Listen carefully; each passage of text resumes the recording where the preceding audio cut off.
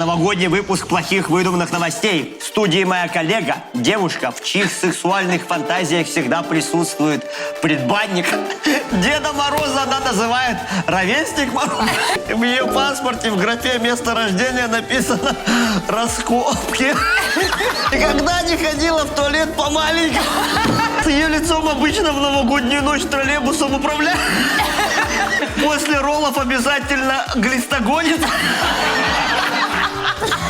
Сука, беги! Сука, беги! Среда на новогоднем застолье вкусно, она хвалит ее матами. Типа Галя, манты, разъеб. Сука, блядь! Это не я. Эй, блядь, сейчас всем, блядь.